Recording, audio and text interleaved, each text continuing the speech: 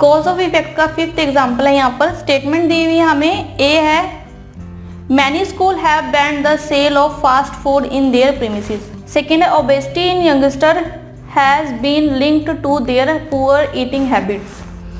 ठीक है, तो फर्स्ट स्टेटमेंट में कि बहुत सारे स्कूलों ने अपनी प्रीमिसेस में फास्ट फूड की सेल को बैन कर दिया है। सेकेंड स्टेटमेंट में जो यंगस्टर में ओबेसिटी है उसे उनकी पुअर ईटिंग हैबिट से लिंक किया गया है। तो अब हमें क्लियर है यहाँ पर कि जो यंगस्टर में ओबेसिटी हो रही है वो उनके पुअर ईटिंग हैबिट्स की वजह से हो रही है, खराब खाने की आदत की वजह से हो रही है। ठीक है, जिसके कारण बहुत सारे स्कूलों ने ये डिसाइड किया कि उनके प्रीमिसेस में फास्ट फूड सेल नहीं होगा। तो यहाँ पर जो सेकंड स्टेटमेंट है, बी स्टेटमेंट है, वो कॉज है और इसका इफेक्ट ये हुआ कि जो स्कूल्स हैं उन्होंने फास्ट फूड को ही बैन कर दिया।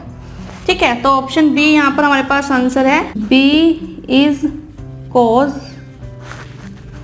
And statement A is its effect. तो क्लियर हो रहा है हमें यहाँ पर कि कॉज किस तरह के हो सकते हैं और इफेक्ट किस तरह का हो सकता है।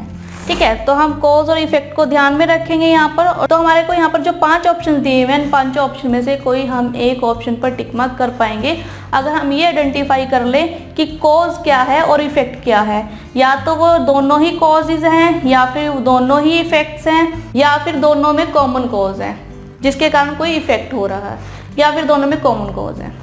ठीक है, तो आप इस तरह से इन क्वेश्चन को सॉल्व कर सकते हैं। हो सकता है कि ये दोनों ही कॉजेज हो सकता है ये दोनों ही इफेक्ट्स हों। ठीक है, या फिर ये कॉज हो ये इफेक्ट हो, या फिर ये कॉज और ये इफेक्ट हो।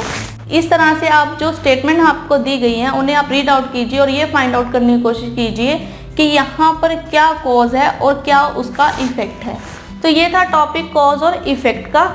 मिलते हैं अगले सेशन में। Thank you.